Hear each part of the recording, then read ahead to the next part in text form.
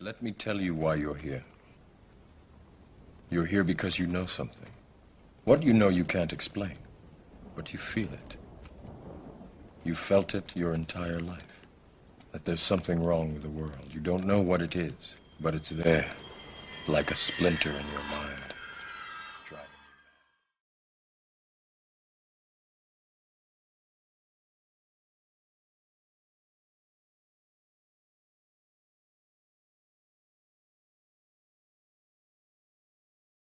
mad. Where the idea has been to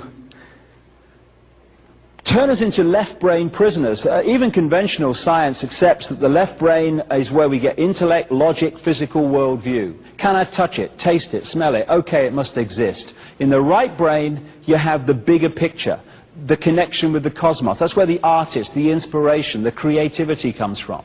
And if you look at the institutions of education, of science, and all these different areas of information, the media too, they're pumping information of a left brain variety and suppressing this.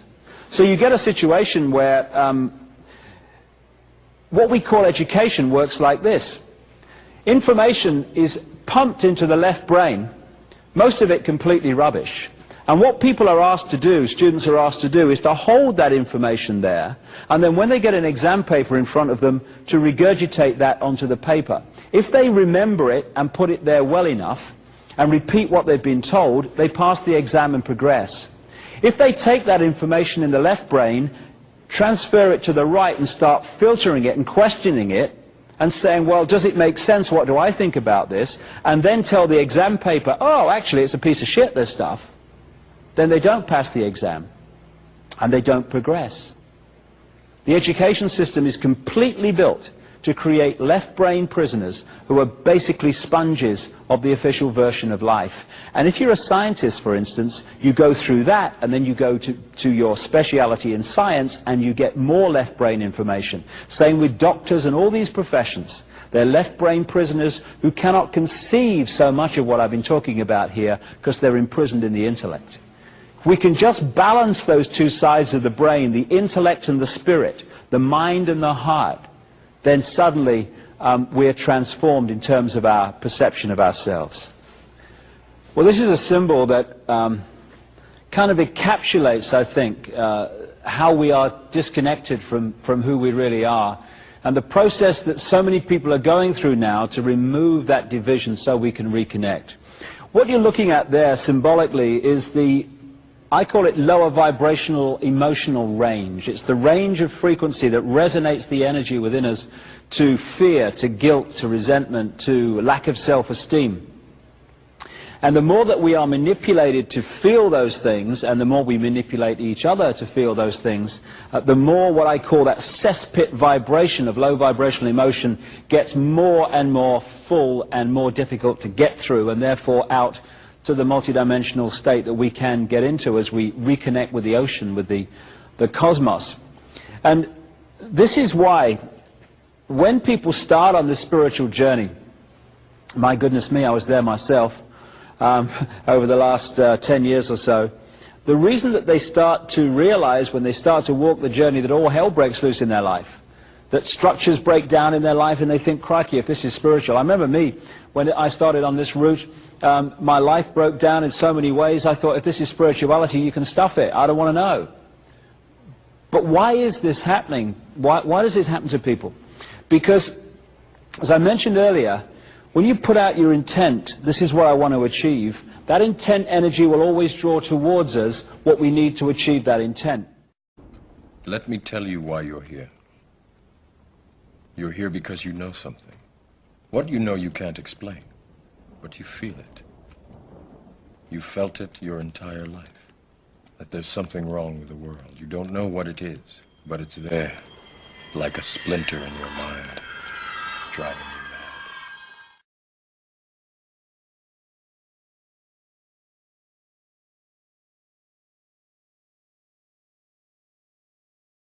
You're born into the world. Most people are born into left-brain families. Mm-hmm. That's not a criticism. Most people in the world are left-brain families. Why? Because that's what the system wants them to be and manipulates them to be. So the child comes up and gets brought up in a left brain kind of situation, then goes to school, and teachers talk to the child's left brain through school, through college, through university, and then in exams they say, okay, now what we want you to do in effect is take all that information out the left brain, put it on a paper. If you do that really well, then you'll pass the exam. And then, what do you want to be, a scientist, you, a doctor, you, or whatever? Okay, well, now you specialize, and you go through the same process again, specialization. So a doctor goes through medical school, and what he says in his exams and of various kinds, practical and written, is what he's been told is the truth, not necessarily the truth. In fact, almost definitely most of the time not. And he has to repeat that version of truth to become a doctor, or he doesn't become one. Same with scientists and stuff. And then he has to practice. When doctors say, I'm in practice, I think, well, you know, I want to see a doctor who's already got it right, thanks, who's still not practicing, you know. But anyway, the doctor then has to practice in line with the alleged truth. Otherwise, he gets struck off, or he or she gets struck off. And therefore, what you've got in all these fundamental institutions that dictate our society and what we should believe is possible, impossible, real and not real, are all virtually left brain prisoners. And so this is where the resistance comes from doctors and mainstream scientists to moving into another view of reality. A, because it puts their own job and livelihood under threat if they go too far. And also because there are many psychological things that go on, like they have to start accepting that all that they've been taught to believe and all that they've believed and all the treatments they've been given, or many of them, simply are not only not the truth, but actually are very detrimental to the patient. So all this has to be absorbed and processed before they can start to move out and look at the world in a completely different way. The fact that more of them are shows just how powerful this energetic information changes, new epoch change is in its effect on more and more people. You know, I look at people who have started to look at this in a different way, and I think, God, 2 years ago I'd have said, no chance. But that they have, and we're going to be shocked in the years to come, the next few years, at the people that are going to, the waters are going to break, and they're going to open their awareness to a very, very different perception of themselves and the world. Targeted more than ever before to suppress this potential they have to start to awaken to much higher levels of awareness much earlier in life than they are, you know, those of us who came in a few decades ago. It's all systematic, it's all coldly calculated, but there's a thing here. Nothing can overwhelm consciousness in awareness of itself.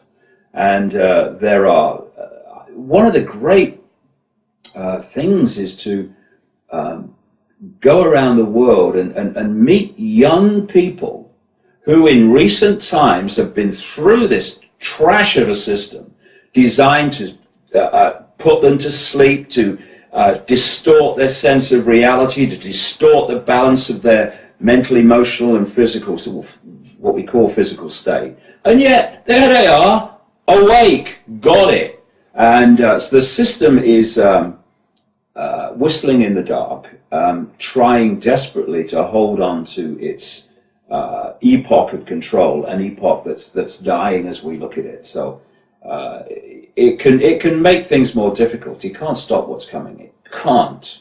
Yeah, I suppose the way is to make the parents more aware of what they give their kids to eat, get them to dedicate part of their day to leisure, to relaxation. We're finding these kids coming out of school like robots. In Spain, they come out quite late. At 5 o'clock is the time. What time do they start? They start at 9. You are joking. Yeah, 5 o'clock. And then if they do extracurricular activities, like my own daughter, they're coming out of school at 6:30, and then they get home and they're expected to sit behind a table under artificial light and do homework for hours and hours. I have said all my life, the first sane decision any education system can make is ban homework.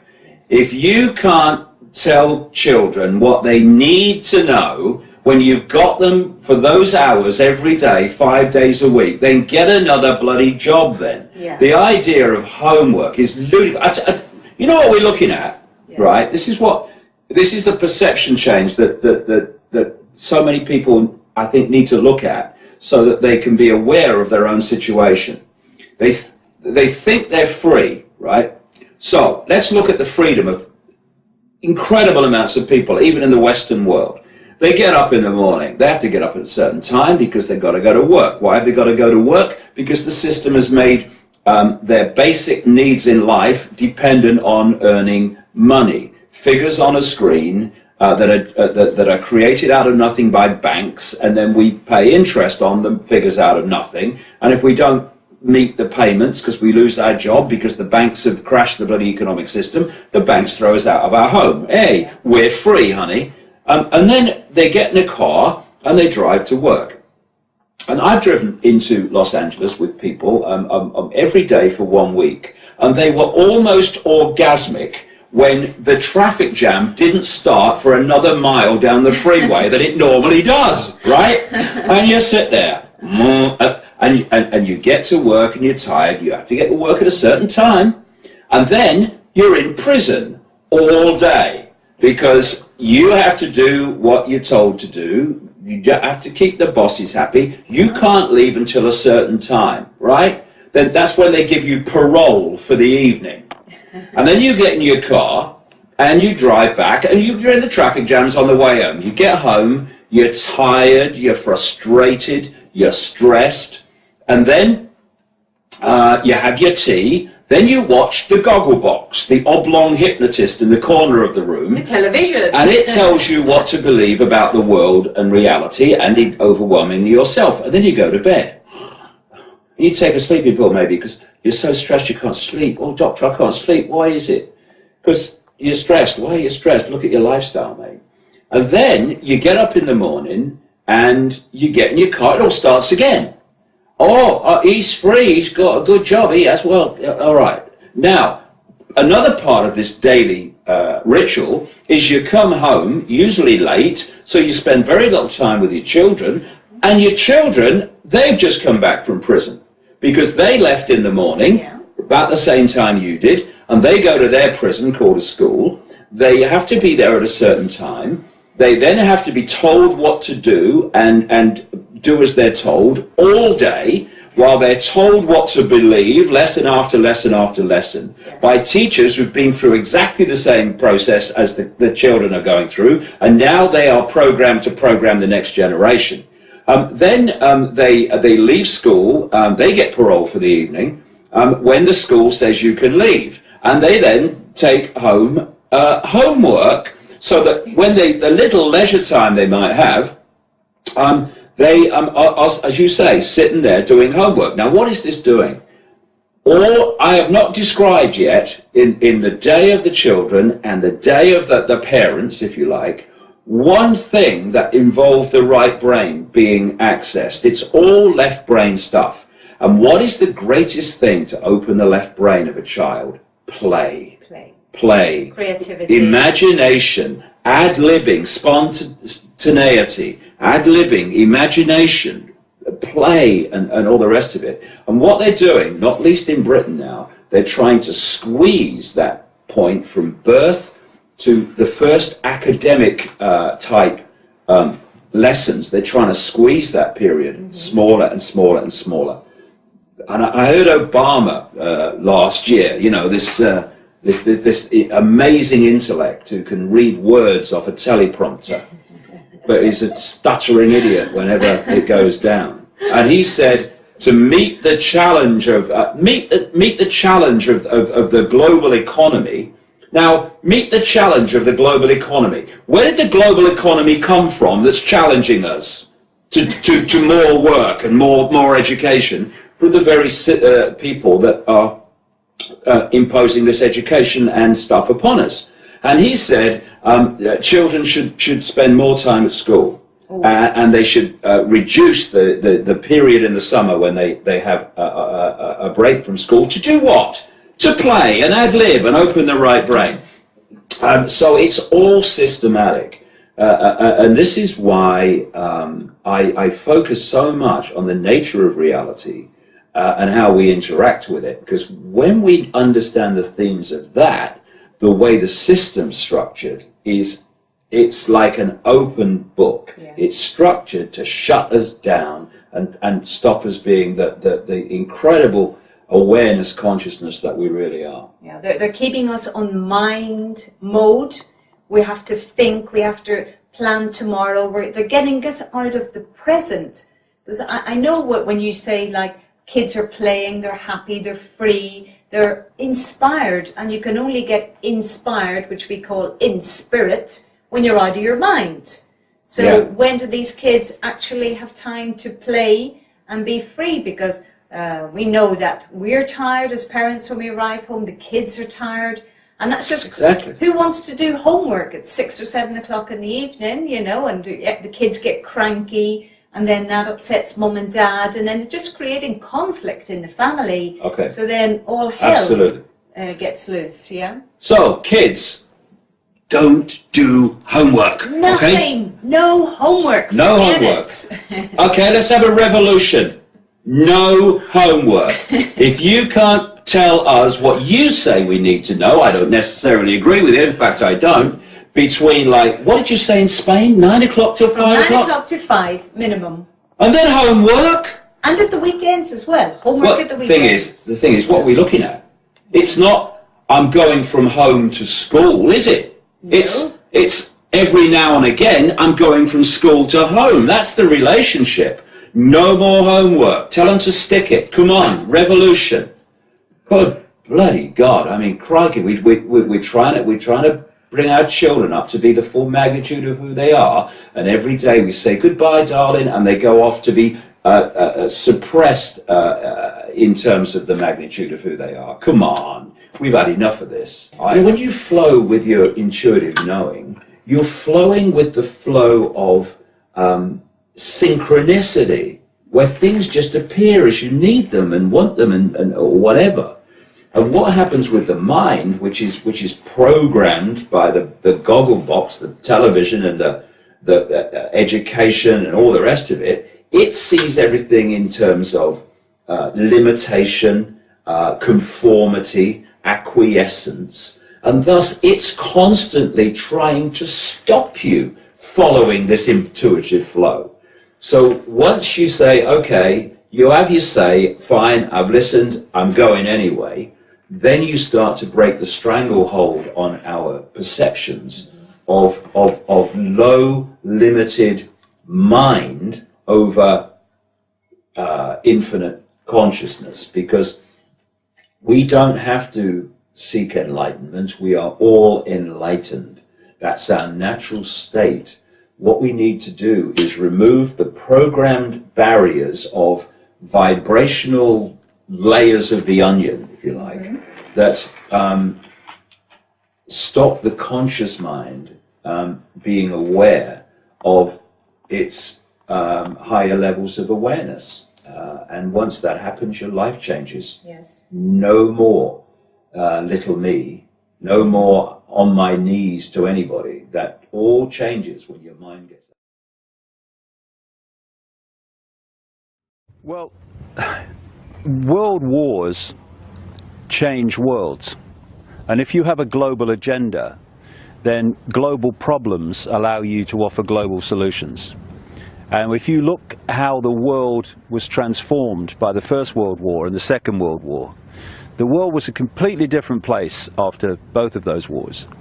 And the idea all along has been to have a third world war to complete the transformation.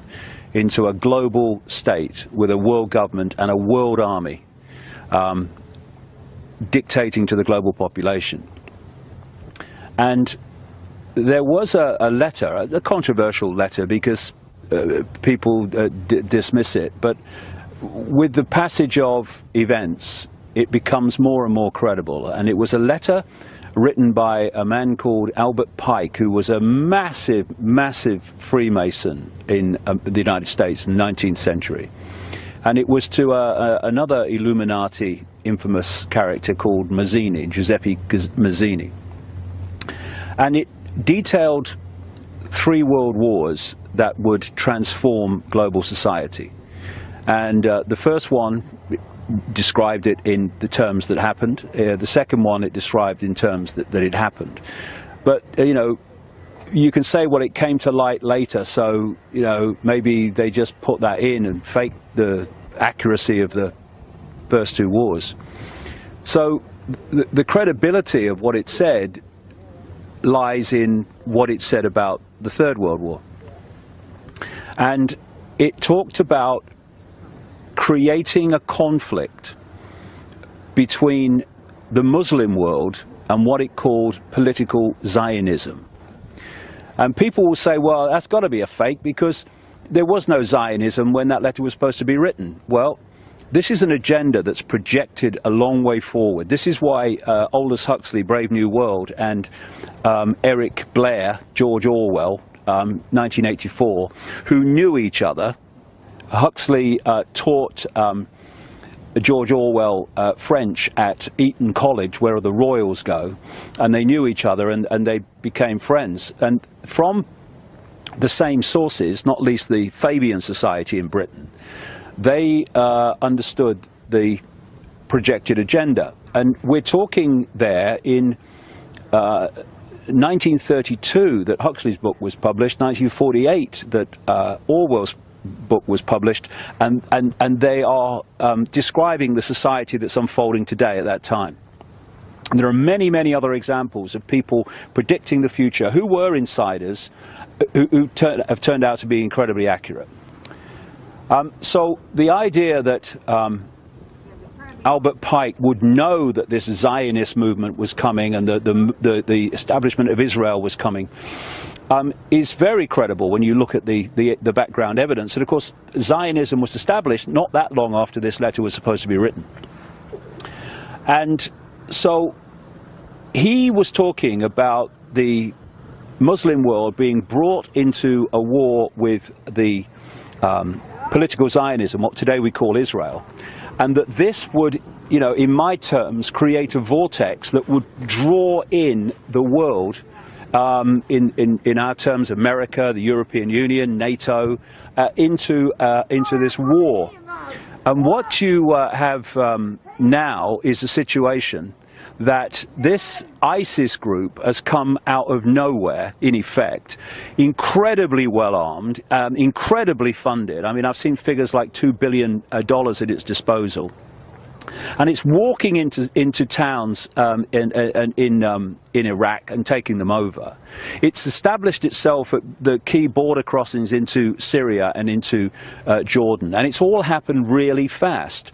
And what the potential of this clearly is to do what Pike was talking about. Because I've said in my books for years that the plan was to create a massive divide and rule conflict between the Shia Muslims and the Sunni Muslims. I mean, I know it's hard to believe for anyone frickin' sane, but this argument over, this ancient argument over who should, you know, be the natural successor to, the rightful successor to Muhammad and all that stuff, has created this enormous schism. And schisms are there to be manipulated and exploited by these people. So what you have, therefore, is this ISIS that suddenly appeared with its grotesque violence that is representing Sunni Muslims. And then you have the regime currently in Iraq that is representing, in effect, Shia Muslims. And you have, just across the border, the center of the Shia Muslim world, and that's Iran. Iran, 89% I think it is, of Iranian Muslims are Shia. Now, in the last little while, there's been this, apparently on the face of it, this strange change of direction by America in terms of Iran. They've spent all these years with Israel saying, well, you know, we must take out their nuclear facilities and these sanctions against them, and all they're terrible. And now, if you remember, in the last week or so, they've even been talking about maybe they ought to get into discussions with Iran and come to some agreement on how they deal with this ISIS situation. And it's like, what? Yeah. But when you come from this perspective, what they're doing is they're trying to draw Iran into this Sunni Shia conflict, like, you know, protect the Shia that this Sunni ISIS are threatening and overrunning at the moment. And once they get Iran pulled into that vortex, it ain't going to get out. Yep. Then there's another aspect of this, which is a real red flag for me.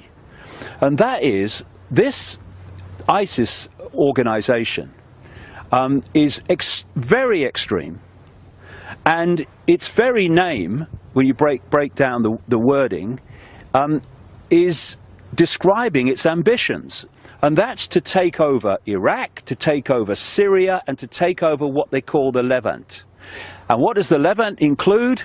Israel. So here you have this extreme Muslim group, or actually army, actually saying in its own name that our intention is to take over the Levant, to take over Israel.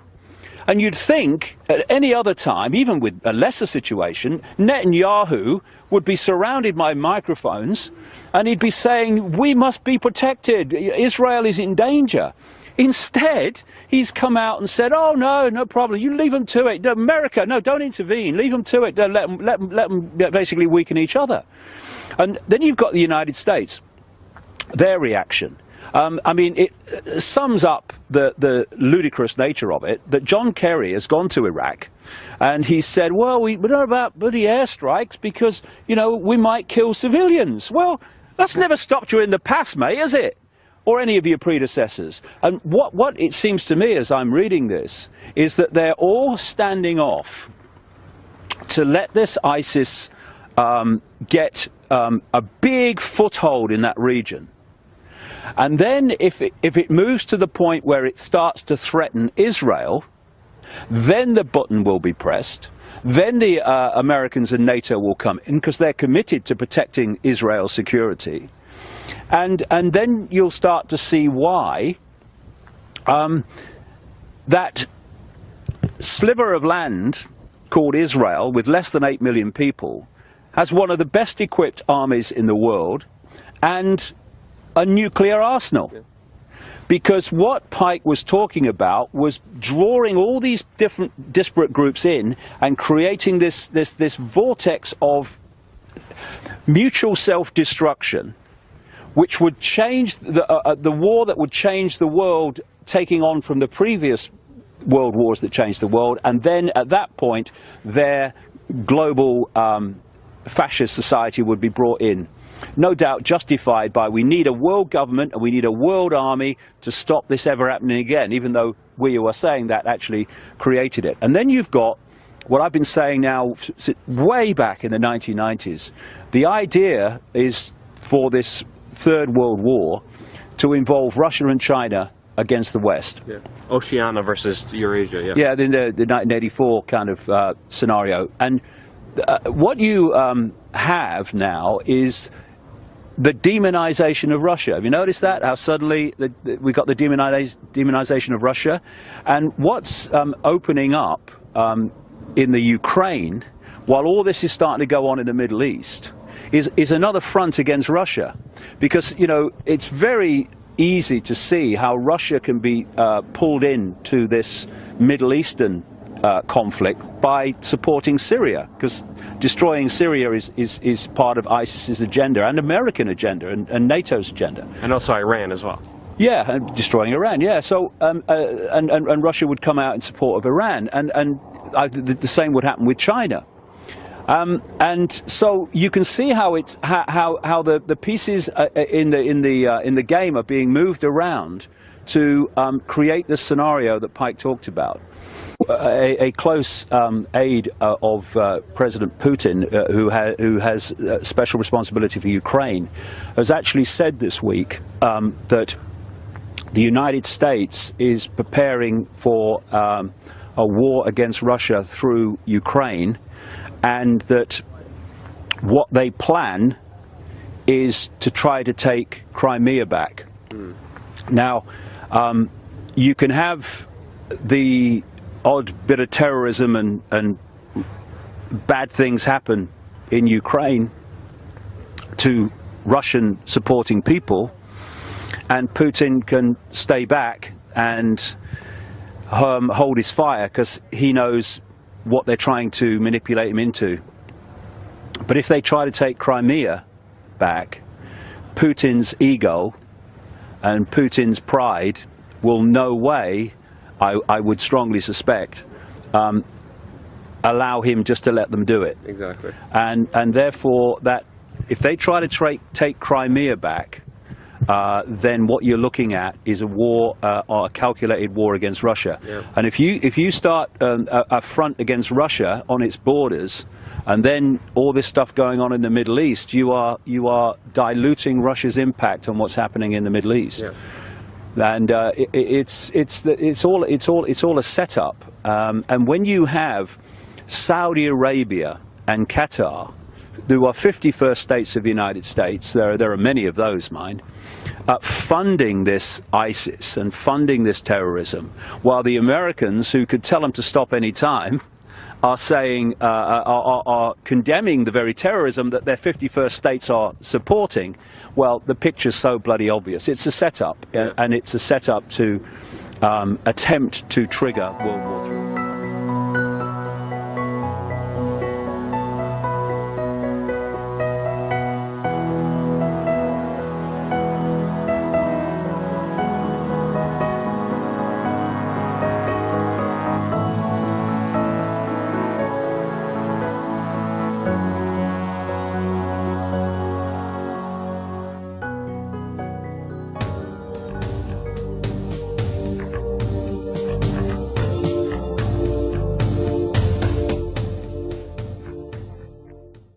Hello and welcome to Bewusst TV. I'm sitting here with DavidIcke, and this is, I think, my second interview. I was at your place was it 2007 or something, and Yeah. a lot of things have happened since then. But we have to start from the beginning, so to say, for the audience who don't know you. DavidIcke, most people know you, but not everyone. And we have to, for starters, we need to talk about what you are associated most with, that is the reptilian agenda, and that we are divine beings, but we are manipulated from beings that are not from here, or what, and that they are actually the royal family, the British royal family is involved with reptilian beings. How does it work? Crikey, how long you got? It's something that I've been, well, researching is a hardly applicable word in some ways, because to research means to look for, and you do that, of course you do, but after some extraordinary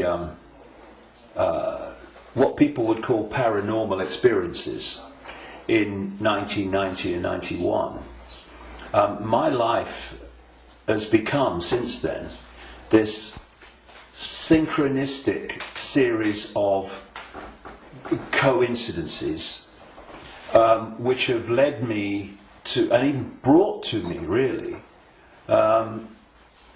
people, personal experiences, documents, books, and all these different sources that have put information before me in a very coordinated way, like some hidden hand is passing information to you. And it's not just random information. It's information that very clearly, as it comes into my life, has a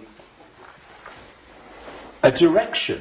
It has a series of steps. So in the early 1990s, the information that was coming into my life was about the fact that there was a cabal that was manipulating human society and world events towards the goal of a Orwellian global state, in which there would be a world government dictating to every country. Countries would be dismantled and become regions of great power structures. The European Union is a classic. And what we're seeing now with the European Union is the next stage of breaking countries up by destroying them financially, and then centrally dictating financially and in terms of government. And that there was a plan for a global army to impose the will of the world government, a world central bank to impose the cabal's global financial structure and control, and that the plan was for every child at birth to be microchipped as a matter of course. Now that was kind of whoa enough as the information came, and of course with the passage of the years this has been confirmed more and more by the fact that it's happening. Then there was a phase in the mid to late 1990s when, while that other information continued, and has continued to this present day, another, if you like, parallel and connected series of synchronistic situations happened in my life which brought information to me, and this related to the fact that the network of families which go back to the ancient world that are behind this control system I've just described and its ambitions actually take a non-human form, a not just reptilian, though that seems to be the dominant one, but, and I moved on from that too and gone into other levels a bit beyond that. But that there is a non-human force behind this attempt to lock down the world. And then from about 2002, 2003, right to the present day, all these continue, once they come into my life, these different areas, they continue together. That's why I work 12, 15 hours a day, keeping up with it. But this third phase, from about 2000, 2003, was the most important. Because without this, you can't really understand the rest. And that was about the nature of reality, the illusory nature of what we call physical reality, the fact that solidity is illusional, and that we live in a holographic, illusory physical reality, which is only one level of many multi-levels of this reality, which operates on a waveform level, vibrational level, it operates on an electrical level, it operates on a digital level, and it operates on the holographic level, which we in the conscious mind perceive as the world. And to appreciate that when I look through my eyes, another illusion funnily enough, which is why when people have near-death experiences, they leave the body and they're looking down on the body with the eyes, but they're still seeing. So, I mean, the scale of illusion in our so-called physical experience is extraordinary. I mean, and we've not got to the bottom of it yet. But it is that when I look through my eyes, shall we say, that people think that they're seeing everything there is to see in the space that I'm looking at. No, they're not. They're seeing a tiny band of frequency called visible light, which is so tiny it is ludicrous. And the rest of what exists in this universe, and even mainstream science would say this, although it's Stone Age science I would suggest, but even it sees this, that the overwhelming vast majority of what exists in this universe, in energy, matter, mass, whatever you want to call it, its different forms, we cannot see. And therefore, we are living, if you like, in like a holographic television channel. So all I'm seeing now as I look here is this tiny frequency range called visible light. Channel 1. Yeah, but all the other levels of reality also share the same space as the one that we're experiencing. And, you know, we've got digital television coming in now and all that stuff, but if you take the analog version of television, radio too, they are sharing the same space without interfering with each other, because they're on different frequencies, and thus interpenetrating this reality that we experience with a conscious mind. It are all the other realities where very, very different worlds are manifest, and with very different what we call laws of physics. And so it's from these frequencies that are very, very close to this one that we use the term with radio and television where interference takes place. And if you have two radio stations that are well away from each other in the frequency band, then they don't interfere with each other. One's not aware of the other one. But you get two frequencies that are close, and you can get, it might be dominated by one, but there's interference from the other. Why? Because the frequencies are very close. Well, these manipulating entities, forces, shall we say, operate from a frequency band that's very close to this one, but not this one. So but we might not see them, but they might be here. Well, let's give an example. You'll see stories of UFOs appearing out of nowhere and disappearing into nowhere. You'll hear stories about people saying this entity appeared out of nowhere and disappeared into nowhere. Well, they haven't disappeared. And they haven't appeared out of nowhere. What they've done is they've entered the frequency band that we can decode, the visible light frequency band that I'm talking about, and when it enters that, we start decoding that information because it's now in our ability to do that. And as we start decoding it, bang, to the observer, it appears that it's just come out of nowhere. And then it leaves that frequency range, and to the observer, it's disappeared into nowhere. It hasn't. It's just left that band that we can decode, which is tiny. And so when you... And I find this particularly compelling when I go around different ancient beliefs and explanations of what's happening. And you find that although they're using different names, they're telling the same story. For instance, there was a group of people, or shall we say a belief system, which goes back hundreds of years and has become known as Gnostic.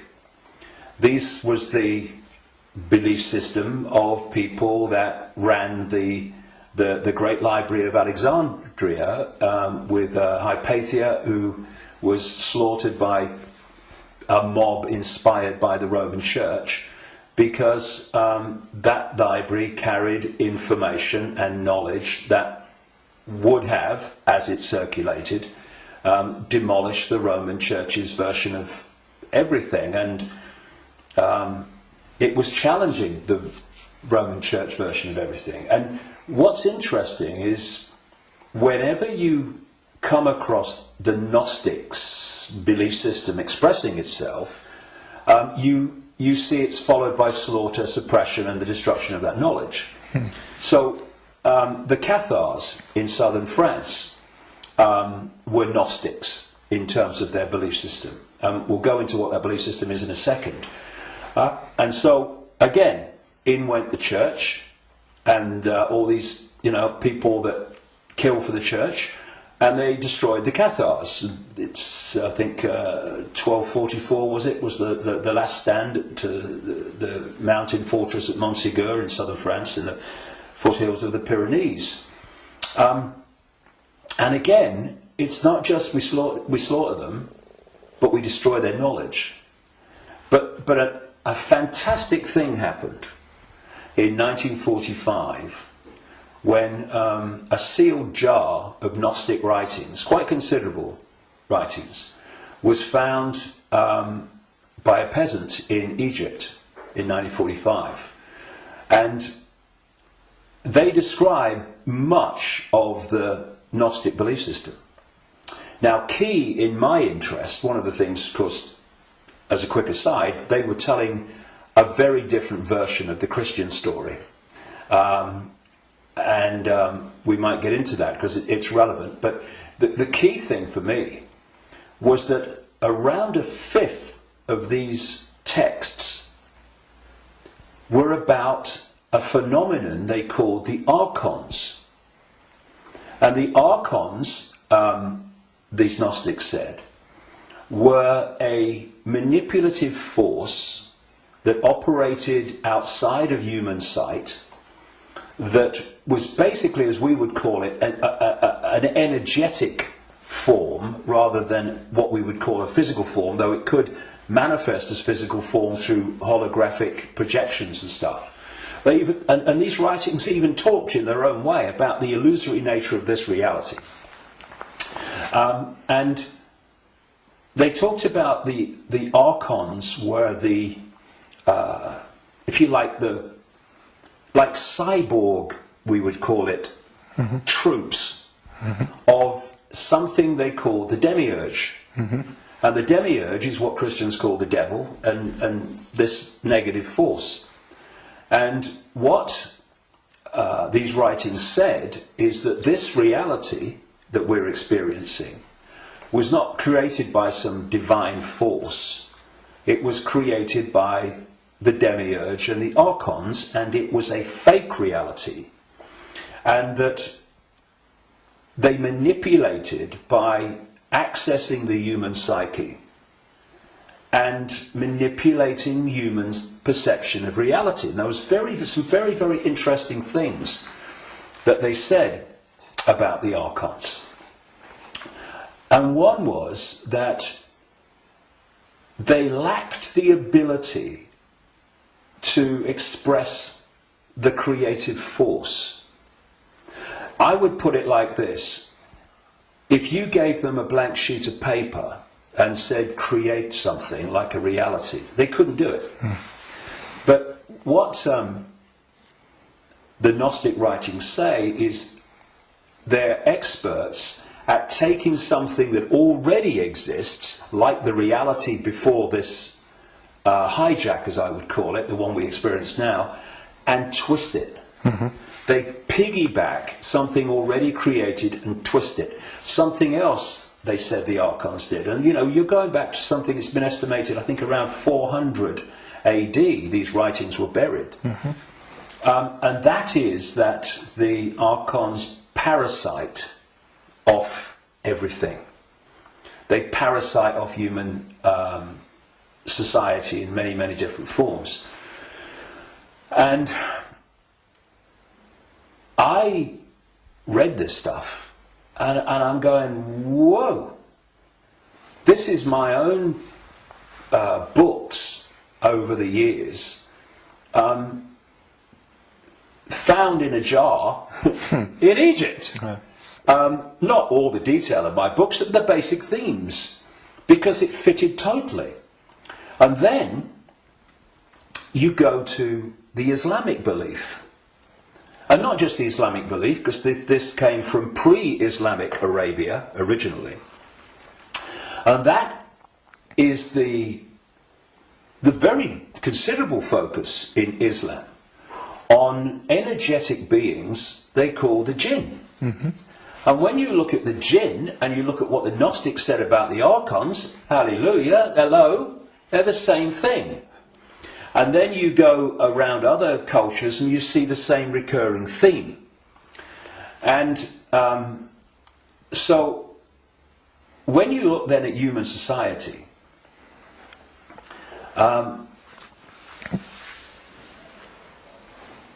who creates? What is the creative force within human society. Humans. Should be. What do these families that I've been exposing all these years, what do? They piggyback off that creative force and manipulate it and direct it in a way that suits them. What do these network of families also do? They parasite off human effort, human labour, human energy, human creativity. The banking system, I rest my case. What is the global banking system except a structure totally focused on parasiting the energy and off the efforts of the human population? What is taxation in the way that it is today? It is parasiting of human efforts and human creativity. So, what I also found interesting is that the archons are described as we would say, like cyborgs. They almost like, they're computer-like. And they serve this force they call the demiurge. Well, I've been talking about these reptilian entities that operate outside human sight but can come in, and the archons can, but they can't stay for long because of the frequency difference. They can come in for a while, but it takes so much energy to stay in our reality because it's not their natural frequency band that they can't stay for long.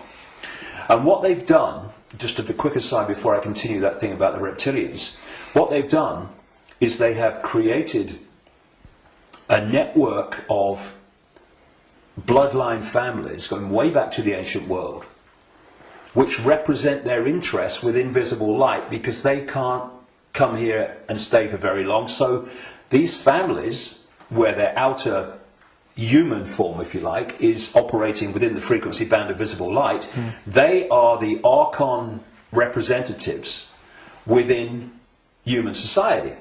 And this is why you get this network of families that sit on top of the banking system, the transnational corporation network, the media ownership level, top of science, top of the education system, top of the military, top of the global intelligence network. These are these families representing what the Gnostics call the archons.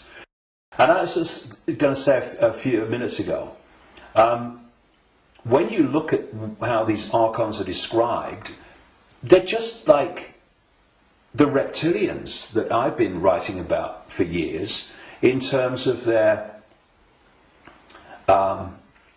computer-like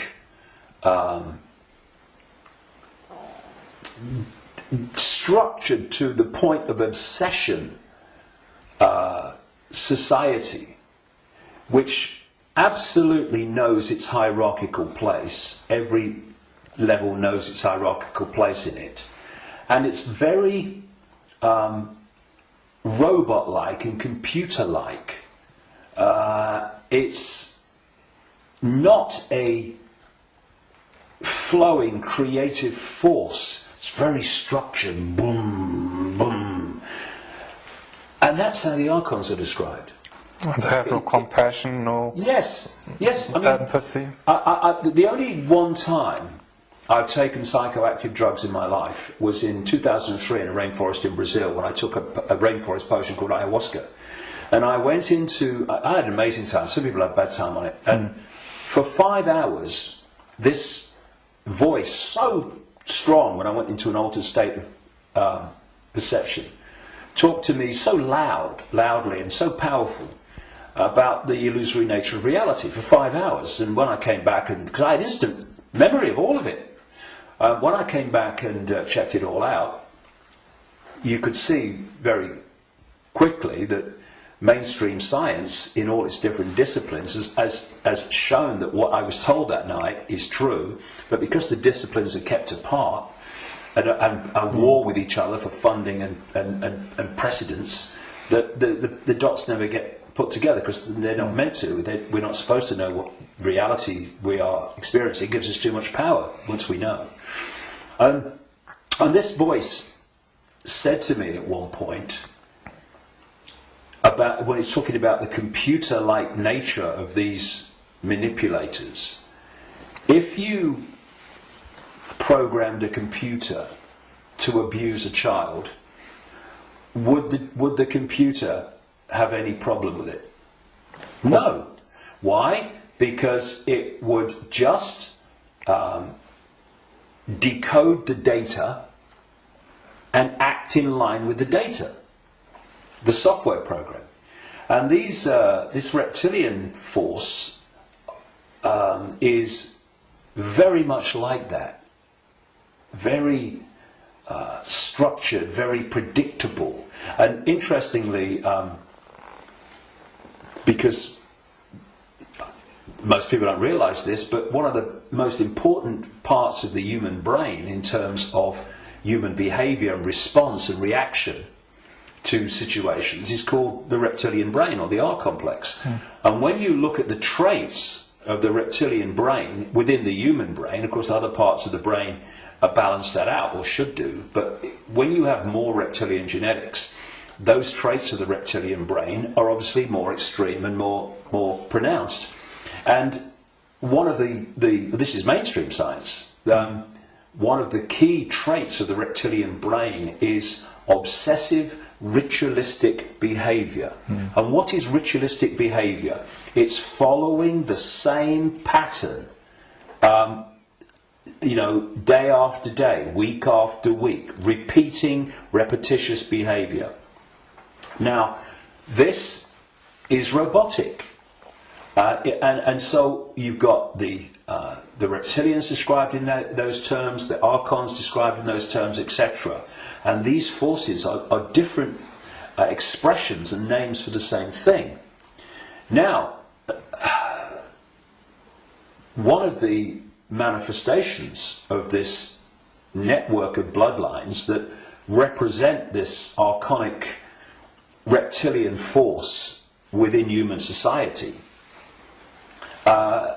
is the royal families going back to the ancient world and the aristocratic families that surround them.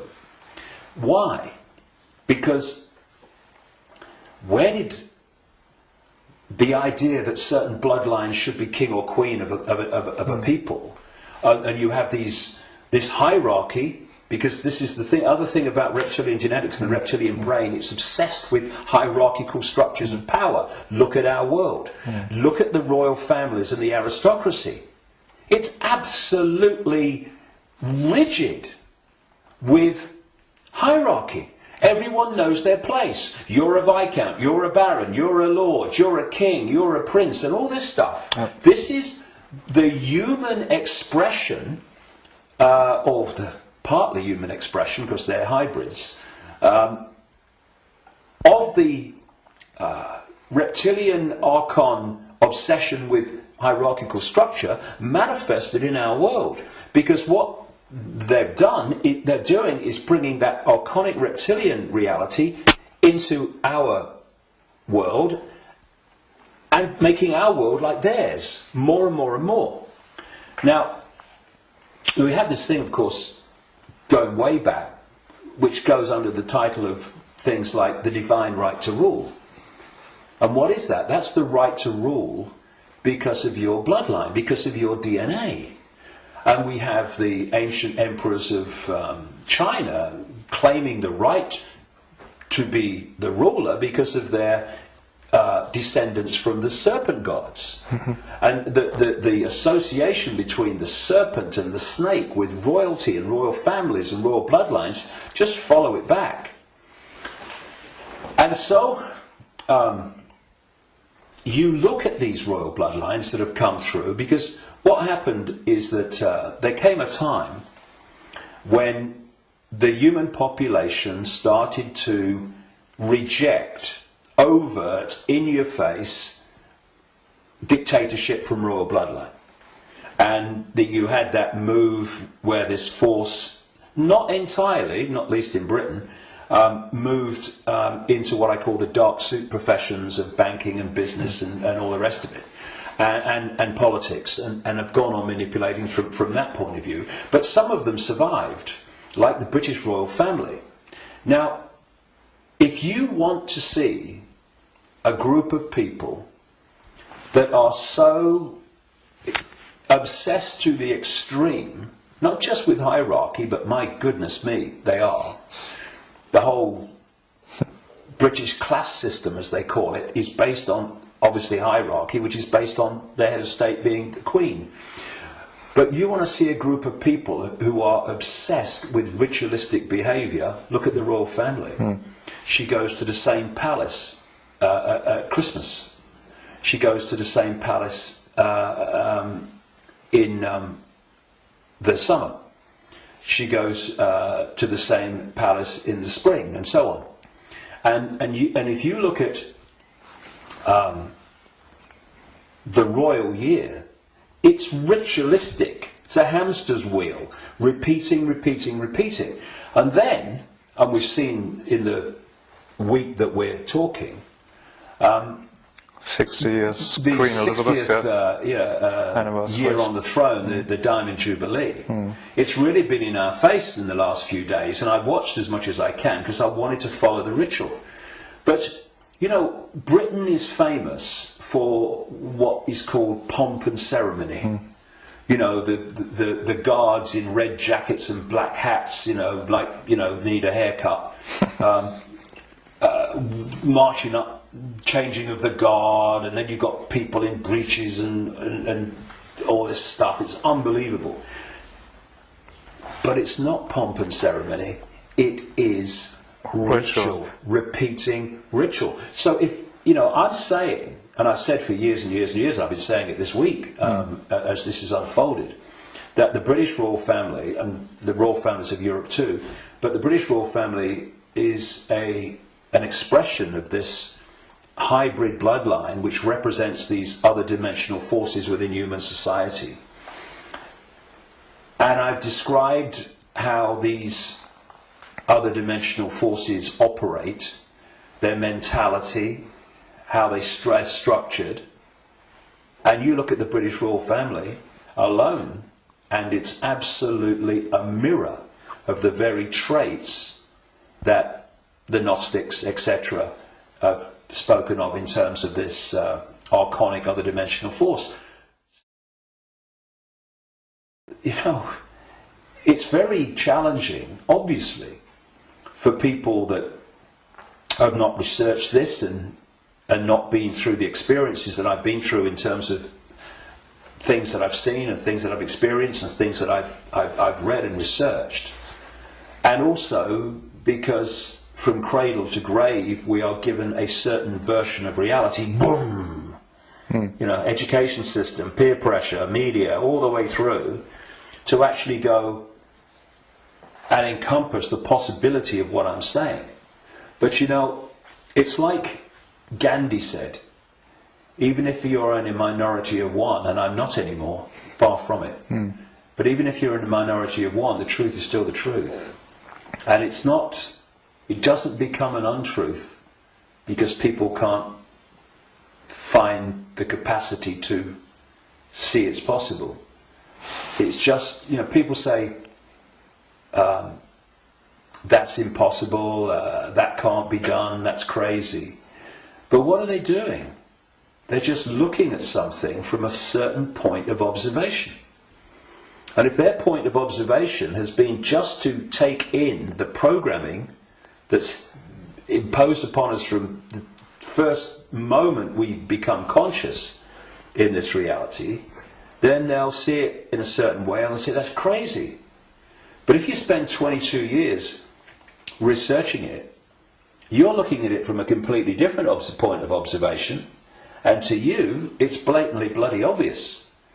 And it's bringing those 2 points of view together that's the challenge, because what is happening in the world and what's behind what is happening in the world is so massively different, fundamentally almost indescribably different to what we're told is happening, that's the chasm that is probably more than anything else the greatest defence vehicle that this conspiracy has. It is so extraordinary that people think it's not possible, and anyone that talks about it must be crazy. But it is changing.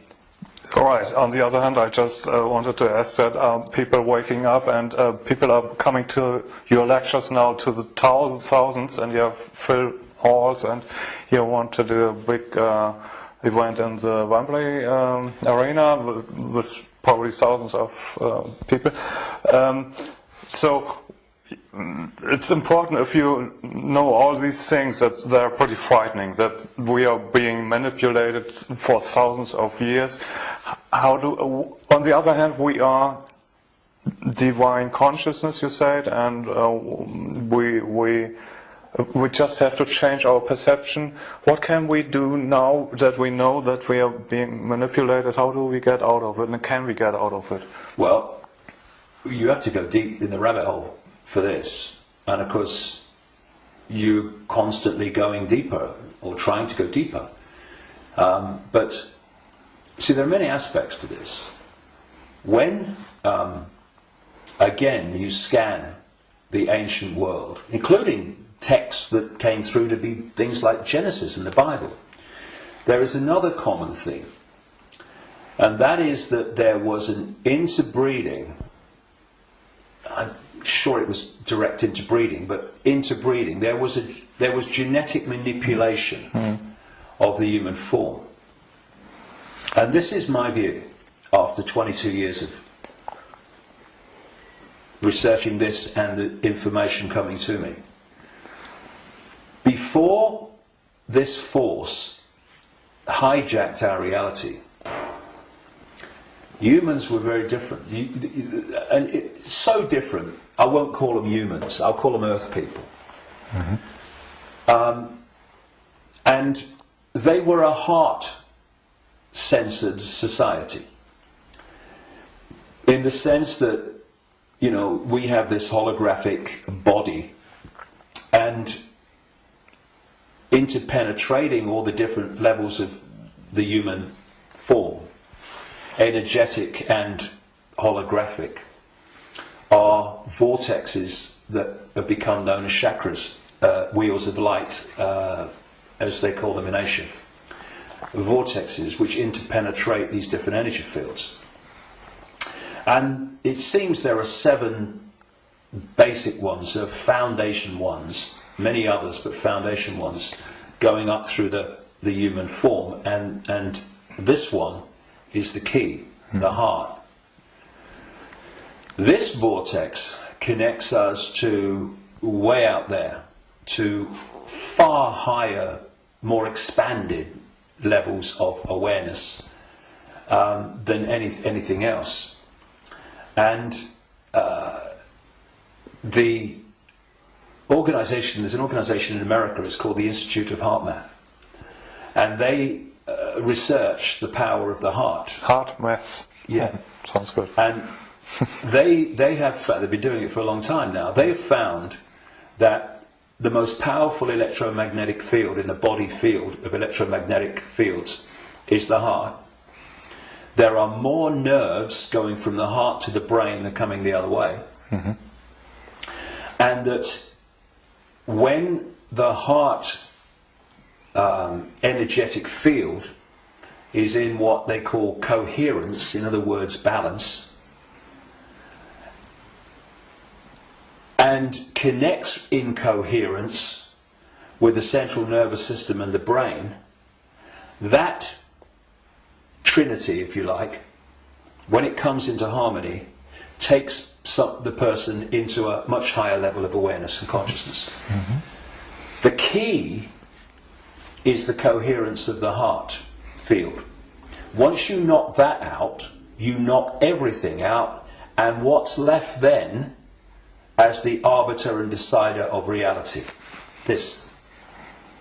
Now this is a great servant to this. It's not a great master when it's in control of our perception of reality. And there's another vortex in the belly, which is about emotions. This is why when people feel nervous or frightened, they feel it in the belly. and you know, they need to go to the toilet. It's because the imbalance caused by the fear and nervousness in the chakra, the vortex linked to emotions, is affecting the balance or imbalancing in the same way the intestinal system and what have you. And what they've done to pull humanity into a low vibrational, brain dominated perception is they've moved the point where we interact with reality from the heart to the belly. They've done it genetically because, as I said in my last book, Remember Who You Are, I'm saying that on the level of human DNA that they call junk DNA, which is anything up to 98% non-coding DNA, they call it junk DNA because they don't know what it does. Well, some cutting-edge scientists, not least in Russia and some in America, are pointing out that actually within so-called junk or non-coding DNA is a language, and it's a very it's a language that you can see and you can uncover, and it operates very much like human language. It has many of very closely the traits of how human language is sequenced. This is how this language, as they call it, within so-called junk DNA is sequenced. And they're talking about the fact that the human language, which is what? Vibrational fields, that's what it is. We hear the words, but only when the brain decodes them. What's passing between me and you now is not the words and what people are hearing. What's passing between me and everybody is not words, it's a vibrational information field generated by my vocal cords. People are only hearing the words when they decode that information. So everything is vibrational waveform at its base, even language. DNA is waveform, like the body is waveform in its base state. And they're starting to uncover this language, and it fits absolutely my contention that part of this genetic manipulation was to put into junk DNA what I call biological software programs. And they are basically perception programs. So if you put a disk into a computer and the computer starts to read it, on the screen the computer's symbolic perception is read from the disk. Well, what if we had biological software programs running through from junk DNA, this language they're finding, and we were reading them into a perception of reality? The other key side of this is that there are emotional biological software programs in there that are running all the time. And when you are reading those, then you are in the belly, because they're low vibrational software programs in terms of emotions, because they're all about fear and all the subdivisions of fear, like anxiety and frustration and depression and guilt, all these expressions, different expressions of fear. And if we do not open our minds, I call this the human body-mind computer, biological computer. If we don't open our minds and let the true self in, consciousness, then humans are operating literally in a closed system in which the DNA emotional and perception programs are running and not being challenged by a level of awareness that is beyond the program. So basically, people talk about the blind leading the blind. What humans are is the program leading the program. And it is my view, and this may be shocking to people, even some who've been along this road a bit. It's my view, after 22 years of putting this together, that the vast majority, at least, of humans have been going through entire lifetimes without having a single original thought or emotional response. Now, when you've got psychologists, I mean, Carl Jung, the Swiss psychiatrist, talked about this, but others too. When you've got psychologists that say that they can break down the human personality into 12 major archetypes and combinations of them, well, at the level of awareness, at the level of consciousness, at the level of the true self, we are infinite possibility within an infinite reality of infinite possibility. How on earth can you break down that into 12 major archetypes and combinations of them? It's ludicrous, you can't. But what can you do that to? Computer programs. And that's what we are. These archetypal personalities are actually software running, perception software running within junk DNA. Now, put all this together, and that has moved us from a heart-centered society, connected out into a greater level of reality. This is the innate intelligence. This is supposed to serve this, not be the governor of perception. That's why this knows, and this thinks has to work it out. People don't go, my intuition thinks. No, my intuition, and we do this, don't we? My intuition just knows, because instinctively on a subconscious level, we're going to that point of true knowledge, true awareness, no, beyond knowledge, this is knowledge awareness. But what's happened is our point of interacting has gone from the heart-centered society, and if you're coming from this, and this innate awareness, this innate knowing, this innate understanding that everything is connected to everything else, then you manifest from that a completely different society to the one that we have. What's the one that we have? They've moved it into the belly.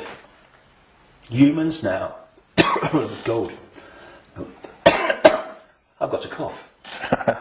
It's not the cough that carries you off, it's the coughing that carries you off it. Now, they've moved it into a belly society. Where does human response come from, overwhelmingly, to events that we face? The emotions. It's an emotional response, it's an emotional reaction. It's not a heart reaction, overwhelmingly, though of course it does happen. It's an emotional reaction. You know, this mass manipulation technique that I called a long time ago problem, reaction, solution, where they create the problem covertly, tell the people through an unquestioning mainstream media the version of the problem they want people to believe, and then they get the reaction from the people, do something, something must be done, and then they who have covertly created the problem got that reaction, do something, then at stage 3 openly offer the solution to the problems that they have created, which gives them the excuse to change society and advance the agenda that they're following. Now, it's not problem, go into the heart, look at it from the innate intelligence of the heart. It's not even problem, have a think about it, do a bit of research, see what you think. It's problem, reaction, solution. It's the manipulation of an emotional response, an emotional reaction. And what they're doing all the time is manipulating an emotional response to get support or to justify what they're doing. So, for instance, they'll tell you that Gaddafi was killing his own people and what have you, because they're looking for an emotional response. Oh no, we've got to stop him killing his own people. What they don't tell you, of course, is that the rebels were actually put in there, funded and armed by the NATO alliance to cause the problem. And then when Gaddafi's troops start reacting to what they're doing, shooting back at being shot at, then suddenly, oh, look, Gaddafi's killing his own people. Reaction, oh yeah, we've got to stop it. So this is happening all the time. You know, 9/11, ooh, that was, look at 9/11. And those horrific pictures and the towers coming down. Did that take us to here? No, it took people here. And from this gut, what would he say? Gut reaction. You know how many, people say, what does your heart tell you? What does your heart tell you? Right? But how many times, instead of going, what does your heart tell you? What do we say? What does your gut tell you? Emotional response, emotional reaction. And so what they've done is moved us, not all of us, not everybody, but, you know, the vast majority, they've moved them from the heart, high vibration, which they can't touch. If we're in the heart, we're untouchable. It's like Radio 1 trying to impact on Radio 2. Can't be done. They're terrified of us going into the heart because it's over. So they move us into their stadium vibrationally.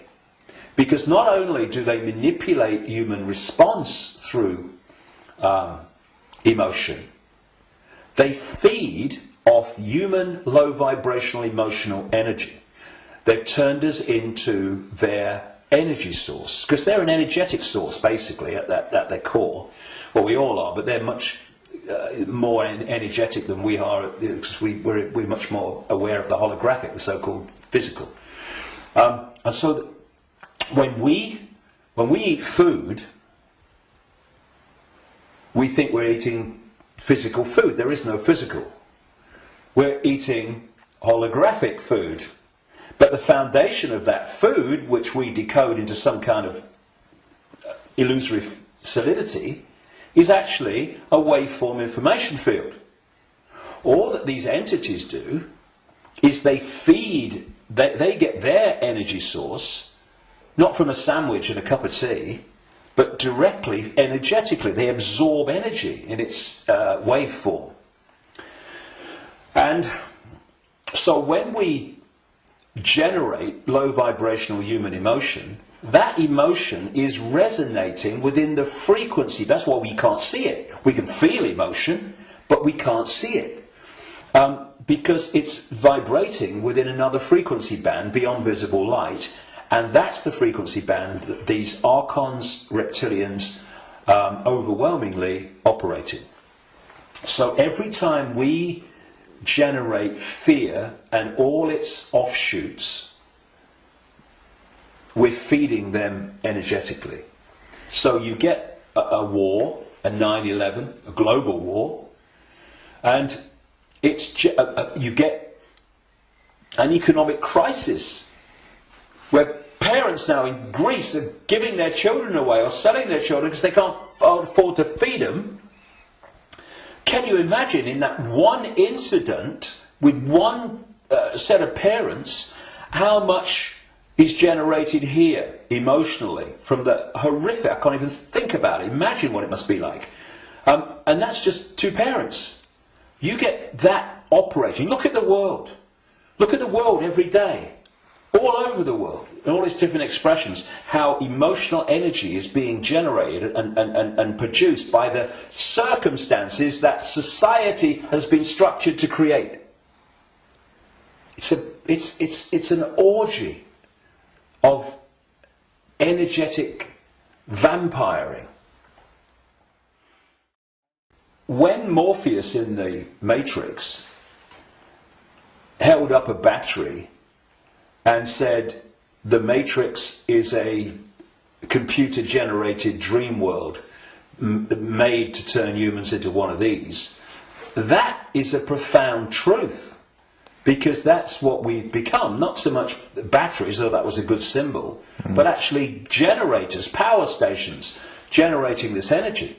So we have this situation, if we bring these strands together at this point, in my contention, that these perception programs are running through junk DNA, and the emotional software programs, biological software programs, are running through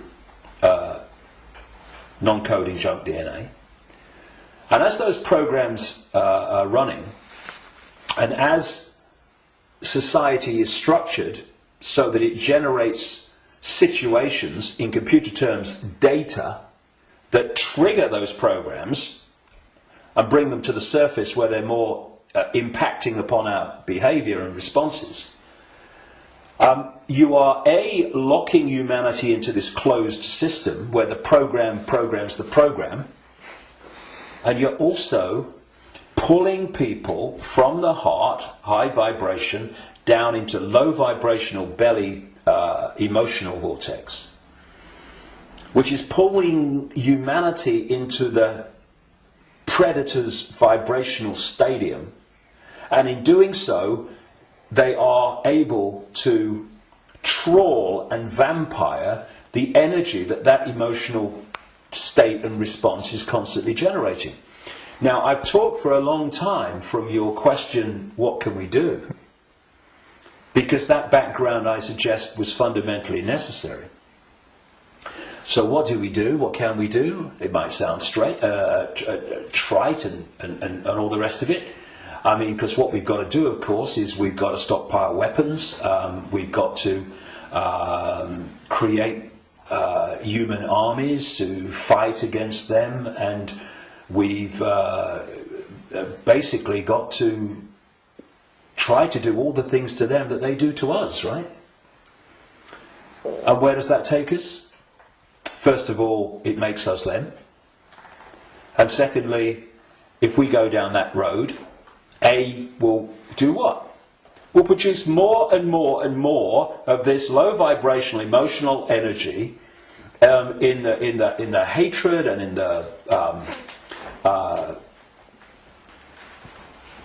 the anger that we produce. And we will also, if we go down that road, we will have symbolically weapons that manifest as a pop gun against state-of-the-art weaponry. So, although it's very macho and very, we've got to fight. I love Tony Blair once, he said, we've got to fight for peace. Sorry, can I just have some time to work that out in a darkened room, please? And it is something that, when you look at it, is very good for the macho we've got to fight him. But as a strategy of bringing this down, is doomed to failure and disaster, because it's playing the game they want us to play. And if you're in that macho mode, and you think the whole spiritual side of things and stuff like that is namby-pamby, airy-fairy and a bit, soft, then what I'm going to say will make no sense. But if we are going to bring an end to something that has been created and perpetuated by something happening, then we can fight that something, or we can remove that something. And if you've got your finger in, a boiling pan of water, well, you can turn the gas off, or you can literally take your finger out. In other words, instead of finding a solution to the problem, turning the gas off, not really a solution, your finger's still in there, you remove the cause of the problem. The cause of your problem burning in the water is because your finger's in the frickin' water. So remove it. Done.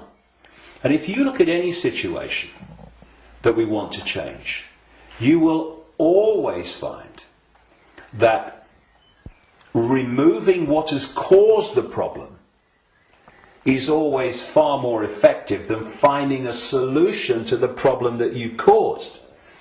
And so we have this control system. We have this constant and gathering, expanding imposition and dismantling of people's lives financially in all these different ways. And we can say the solution is to fight the system and get out on the streets and fight and all this stuff. Or we can say, what has caused this reality that we are experiencing? So why not remove the cause of the problem? And this is not about fighting. It's not about macho man responses. It's not about shouting loud. It's about changing the way that we interact with reality. And in doing so, stepping out of the influence of the programs that have been running human perception and emotional response throughout known human history, and are creating the world that we live in. Because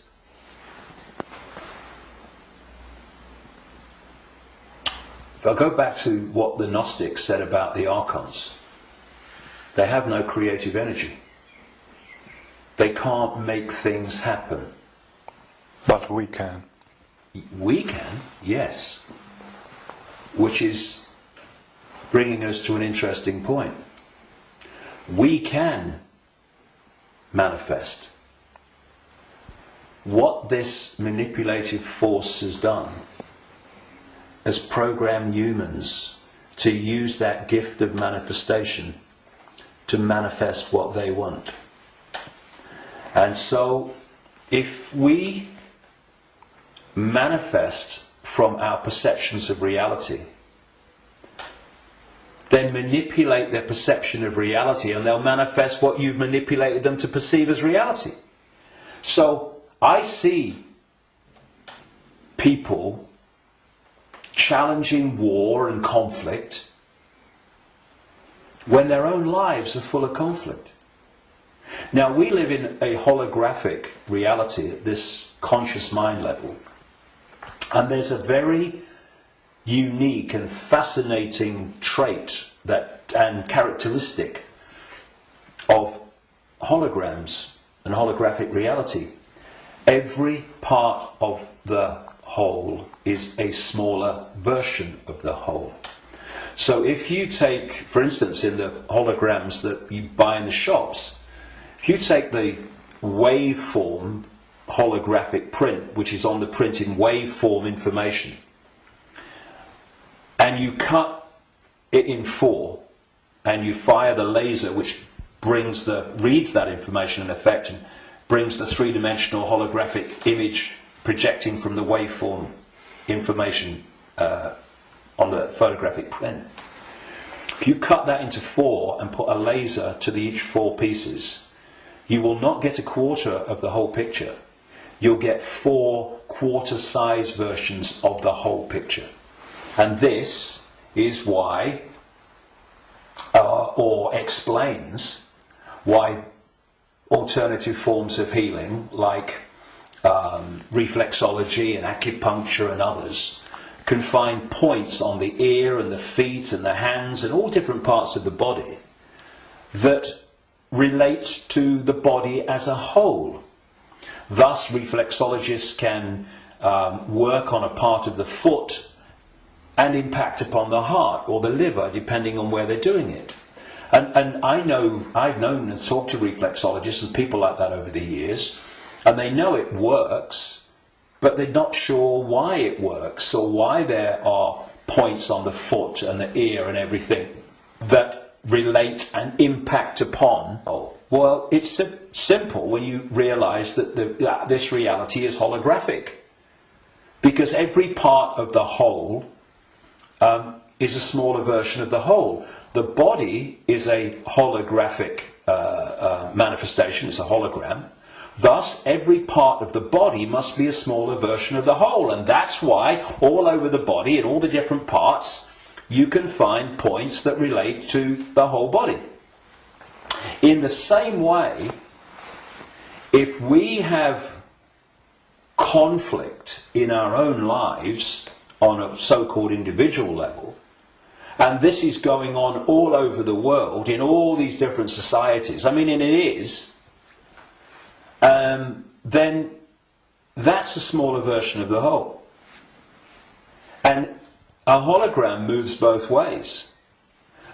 When the whole hologram shifts, all the parts of the hologram shift, because they're expressions of each other. You shift or affect the smaller part of the hologram, and in this case it's lots of people, billions of people with conflict in their lives and all that stuff, and that's going to impact on the hologram as a whole, i.e. human society. And you're going to have collective conflict. If we want to put the fire out of the whole, what we call human society and global experience, then we have to put the fire out in our own lives, because we are fueling the fire. We are creating the fire. This is why they want conflict and disruption at all levels of society, because they know that they're constantly impacting upon each other. We have conflict in our own lives. Collectively, we are manifesting collective conflict. You have collective conflicts like bombing Libya and Iraq and what have you, and the global conflicts. Those collective conflicts then impact on the individual that reacts to them with a lot more emotional, based emotional response. So everything is connected to everything else. Everything's impacting on everything else. Now, those behind this manipulation of human society, they know that. And they have been playing humans like a violin for so long. And this is why, not the only reason, but this is why they created human religions in this part of why, because there were many whys for that, and why they created human science, which is, I call it Stone Age science. It's song sheet science. It's not science. It's just a bogus explanation for reality, so we don't see the real one. This is why the nature of reality is hardly, if any time, discussed in schools or education in general. And you know, I travel around the world. I've been to 50-odd countries, many of them many times. I've seen the streams of television channels, not least places like America. You're going through the zapper button, and there's channels after channels after channels.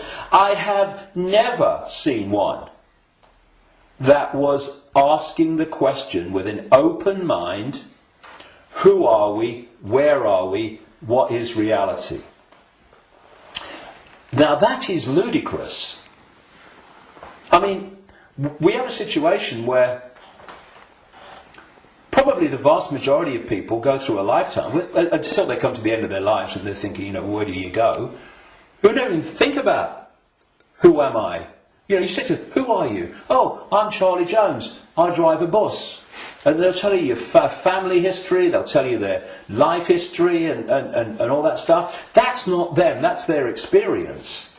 And human self-identity identifies who we are, self, with our experience, with our name, with our job. Who are you? I'm a banker. No, that's your experience, it's not who you are. And so when you lose touch with who you are, and you lose connection to the true self beyond the program, then what's left is for the program to run and dominate our sense of reality. Our sense of reality becomes our point of observation by which we judge everything, and the emotional reaction from which our judgment and response to events comes. And it's a closed, ever repeating cycle. And unless we break it, then this will go on. And we break it by moving our point of attention, the point at which we interact with the world, from there to here. And you know, I had some amazing experiences in Peru in 1991. Amazing experiences which changed my life and all the rest of it. And I went back to Peru with a group of people from all over the world in April 2012. And we went around Peru, and we went to Machu Picchu, and this place where I had my amazing paranormal, what extraordinary experience in 1991 called Siyustani, near a place called Puno, and Lake Titicaca, the highest known rubber lake in the world. And this group, all of us, were going around these places, and what these places were heart places. Mm-hmm. When you went there, you interacted with them from here. And the behaviour of the group and the demeanour of the group was laughter and joy and happiness. Then there was one day, and this really, you know, I've been aware of all this for a long time, but you know what it's like. Sometimes you have an experience and it goes bang in your face. And there was one day towards the end of the trip where we went to a place called Tiwanaku, just over the border in Bolivia. It's an ancient site, very famous ancient site if you look at the history and accounts of South America. And if anyone thinks that human awareness, human emotion, human demeanour does not impact upon the energy field that we're all interacting with, they should cross the border between Peru and Bolivia at this place where we did. You walked across a bridge across a river, and one side was Peru and the other side was Bolivia. So once you crossed into Bolivia, whoa, doom, this, you're right? back. So it took ages to get through the border guards, just for a tourist group who's going to be in the country for about 3 hours. They'd all just come back from a hospital, apparently, where they'd had a sense of humour bypass. And we headed to this Tiwanaku, going through in a 40-minute drive through a police checkpoint and a military checkpoint. You know, I mean, if anyone says that he's predicting that Bolivia is going to be a police state, well, you're too late, mate. Anyway, we get there, and it was horrible, Tiwanaku. It was big time here, right? And I felt this in many places around the world, and they've all been connected to human sacrifice and rituals involving these entities operating in other levels of reality, but interacting with this one. This is what satanic rituals are.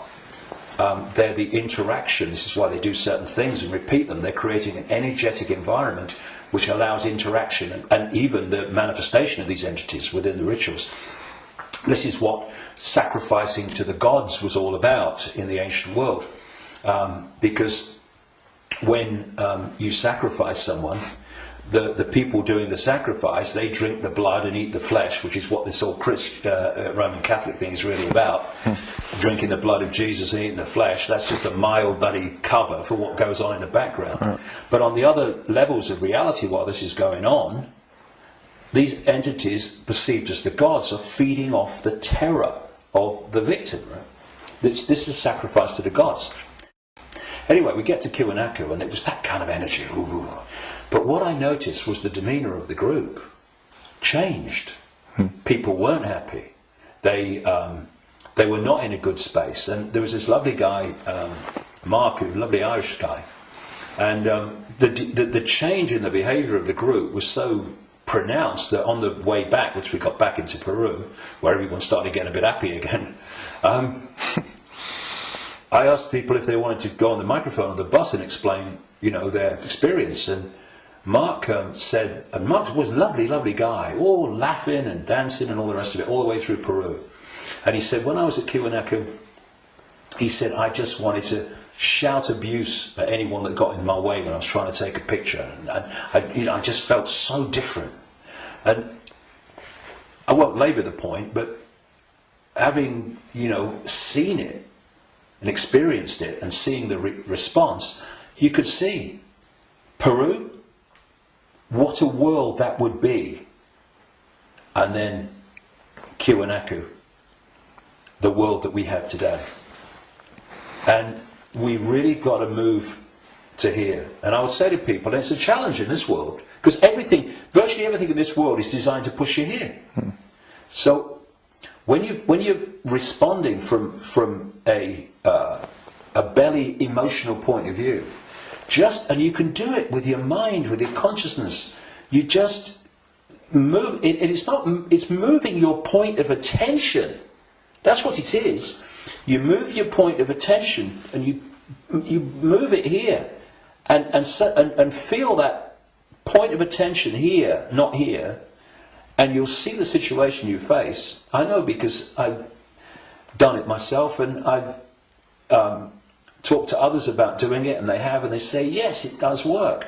You get to bring it to here. A situation that you're facing looks very different here to here, and vice versa. This is what we need to do. We need to become the heart-centered society that we are being hijacked and manipulated out of. Now, it's not just about moving your point of attention here and seeing the situation from here. Once you move your point of attention here, the vortex opens. Because now you're interacting with it with your own awareness, instead of interacting in a way that's dominated by this emotion. And when that opens, what comes through that energetic channel is innate intelligence, innate insight, innate knowing. And suddenly you're seeing the world and getting insights into things, and you're seeing what is happening as it is, and not as this is programmed to see it. And this is programmed to see it. You see, the brain, isolated from the heart, works in unison with the emotional chakra, and these two in unison, crikey, they're a bloody nightmare. Look at everything about human society that you don't like. These two buggers working in unison are where it comes from. So this. it goes there. See, this, I'm talking about these emotional and perception programs that I say are running through junk DNA. Once the heart is no longer impacting in any way significantly on our sense of perception, on our sense of reality and all the rest of it, our sense of response, then the brain becomes the governor of our what? Perception, which is dictated to the brain once this is out of the way, which can override those bloody programs running through junk DNA. Piece of cake. You know, this is where the power is. This is what they're terrified of. So once that's closed down, this is what's done by the program and the way society is structured, then this becomes the governor of perception. And what it is doing, it is decoding as a sense of perception the perception programs running through junk DNA. And that perception of something becomes an emotional response to something, and this is an emotional response from the programs running through junk DNA of the emotional programs. So here's your if you like, your holographic manifestation of the perception programs of self and the world and reality running through, and here is your holographic expression in response and reaction of the emotional programs running through junk DNA. And these have created the world we don't like. They've created the ability of the few to dictate to the vast majority. Because this will never see it. This will never get it. Except up to a point. This can get to a point where it can see the names, dates, places, Bilderberg group level of engineered wars level of what's going on in the world. But seeing where that is coming from, what's behind it, you've got to go into here. Because if you don't, you can't get into the rabbit hole. Because this can only go so far. And it's my view, and in my experience anyway, that if you are an expert in 9/11, in engineered wars, engineered banking scams, manipulated political nonsense, then you are still walking around the outer rim of the rabbit hole. You've not even entered it yet. Because it's still the movie. This holographic reality is like a holographic movie, and when a movie has hit the screen, that's it, it's a done deal. You've got to change the movie now. And that's what this world is, this holographic world. Because what the human body computer is doing is taking vibrational waveform information, which is what the five senses do. It's turning it into electrical information, same information, different form, and it communicates that to the brain and the whole genetic structure, in fact, and that decodes it through into the digital and then the holographic. So the holographic, this apparently physical world, is the end of the story. That, in movie terms, is the movie hitting the screen. You ain't going to change it. You won't stand up in front of a movie screen and start shouting at the screen and telling the movie to change, will it? People will go, you're mad, mate, you're mad. If you want to change the movie, you've got to change the reel. It's being projected from back here. But that's what we're doing. You know, so many ways that people respond to this conspiracy when they meet it at some level. It's, we must get out in the streets and protest. Well, I'm not saying don't. But that's still trying to change the movie when the movie's hit the screen. If you come back and go deeper in the rabbit hole, and you understand where this movie's being projected from, which is from other frequency bands of reality through the Illuminati families and the Illuminati structure within visible light human society to become the movie we call human society, then you can go back to the point it's coming from, and therefore you can change what's coming. You can change the movie. And that's what we need to do. And to do that, you know, those that... And I'm not knocking the five sense level of the conspiracy and communicating it, 9/11, manipulating. I'm doing it every day on my website. Books are full of it. We need to know that. But if we only do that, then basically we are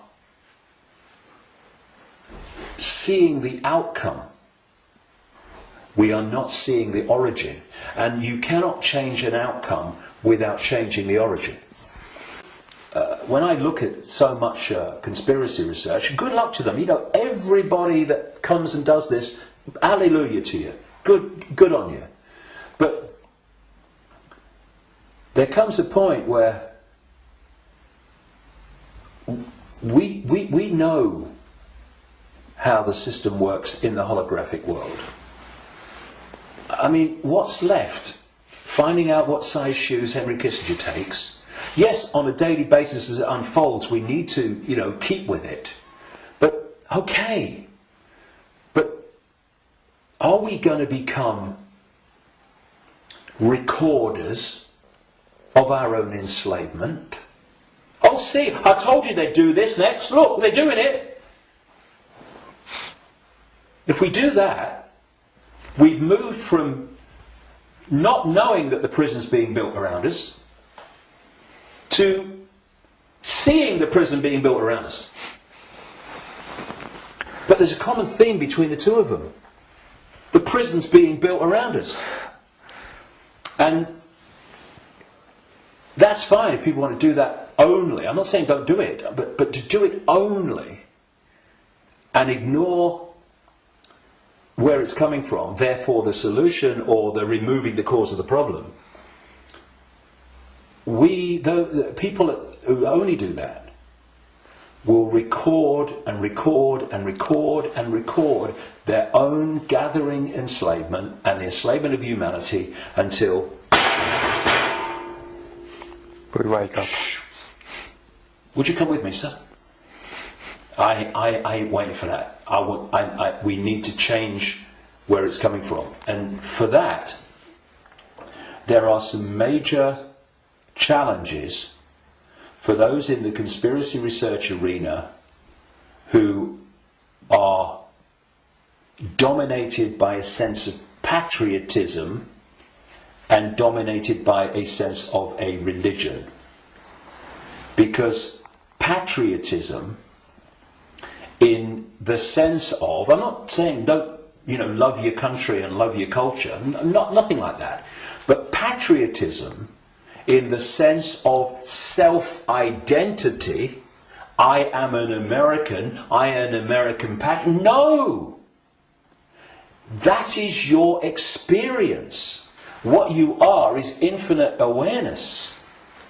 All that is, has been, and never can be. All possibility. Having that experience. And I'm a Christian. No, you're not. That's the belief system you have chosen to take on as your persona. But it's an experience of being a Christian. It is not who you are. And inherently and historically opposed to secret societies, to secret oaths, and to secret procedures. We decided long ago that the dangers of excessive and unwarranted concealment of pertinent facts far outweigh the dangers which are cited to justify it.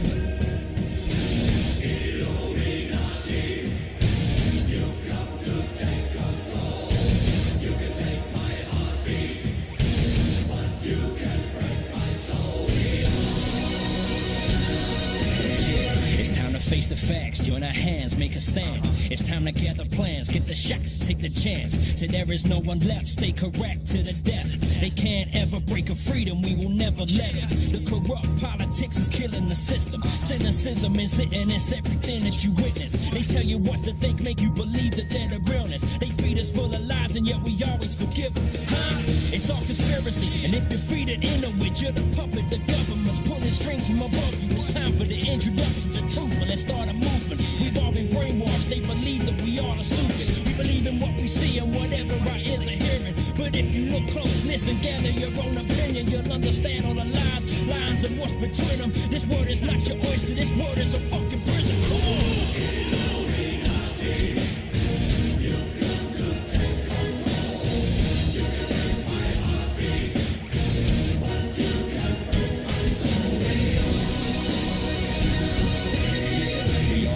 To what's happening in our nation. No one will stand up for the fear of assassination. So they strip us of everything. We stand there and just take it. Scared to make a stand, a false flag operation. Research Illuminati, find out by 9/11. You see they line their pockets, don't believe the lies they tell you. Find and seek the truth, realize we need to do whatever it is we can to protect our livelihood. It's time for us to prove whether conspiracy or not. They owe some explanations to the questions that we got. What are the skull and bones? What is lying beneath all these secretive meats? Got you lying between your teeth. What's with the Bilderberg and burning your effigies? I'm praying to Lucifer. How Satanist can you be? While all of the time praying you believing in the peace just to keep up appearances within Christianity. Come on.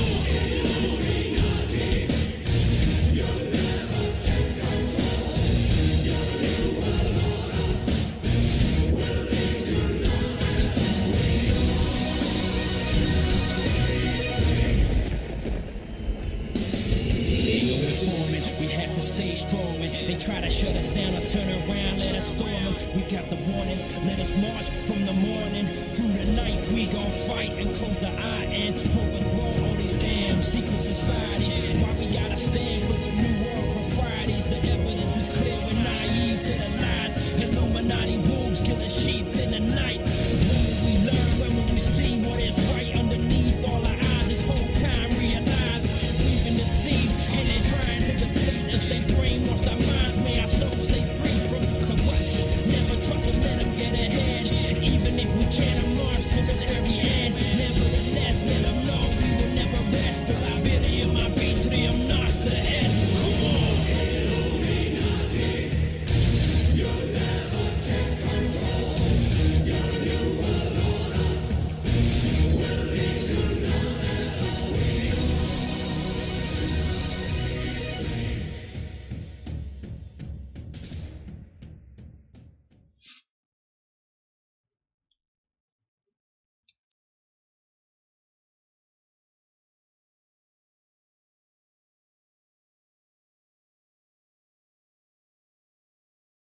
up in a left brain kind of situation, then goes to school, and teachers talk to the child's left brain through school, through college, through university, and then in exams they say, okay, now what we want you to do in effect is take all that information out the left brain, put it on a paper. If you do that really well, then you'll pass the exam. And then, what do you want to be, a scientist, you, a doctor, you, or whatever? Okay, well, now you specialize, and you go through the same process again, specialization. So a doctor goes through medical school, and what he says in his exams and of various kinds, practical and written, is what he's been told is the truth, not necessarily the truth. In fact, almost definitely most of the time not. And he has to repeat that version of truth to become a doctor, or he doesn't become one. Same with scientists and stuff. And then he has to practice. When doctors say, I'm in practice, I think, well, you know, I want to see a doctor who's already got it right, thanks, who's still not practicing, you know. But anyway, the doctor then has to practice in line with the alleged truth. Otherwise, he gets struck off, or he or she gets struck off. And therefore, what you've got in all these fundamental institutions that dictate our society and what we should believe is possible, impossible, real and not real, are all virtually left brain prisoners. And so this is where the resistance comes from doctors and mainstream scientists to moving into another view of reality.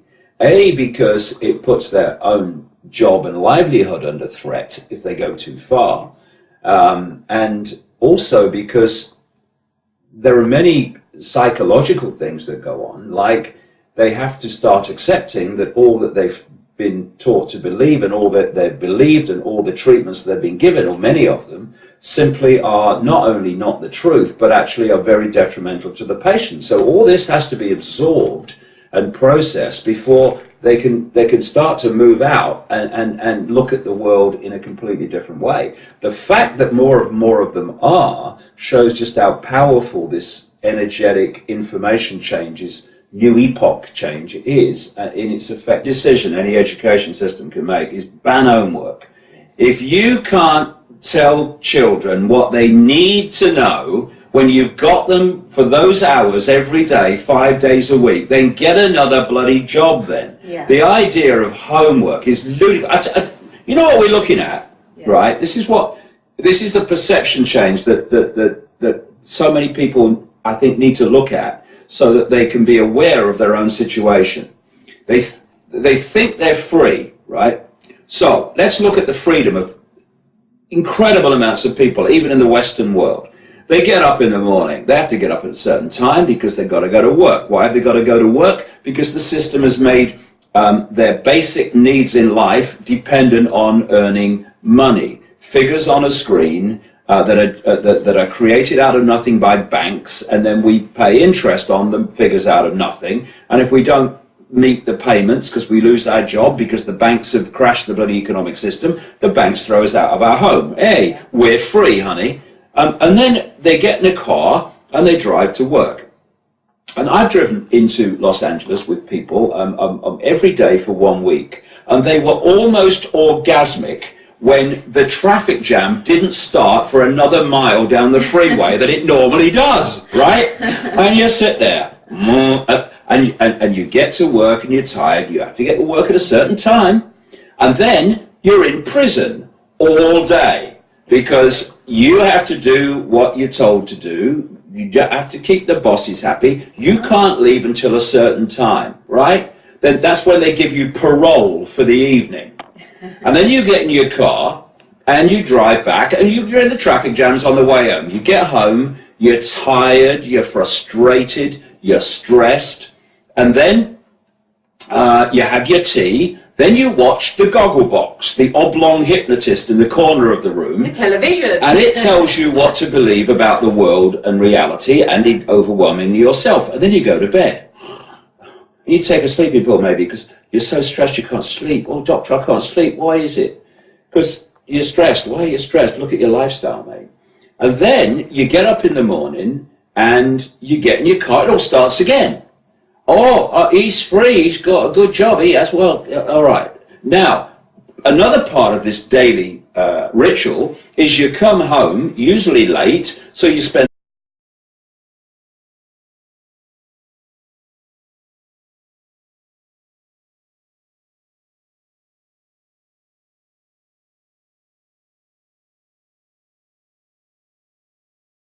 Let me tell you why you're here. You're here because you know something. What you know you can't explain, but you feel it. You felt it your entire life, that there's something wrong with the world. You don't know what it is, but it's there, like a splinter in your mind, driving you mad.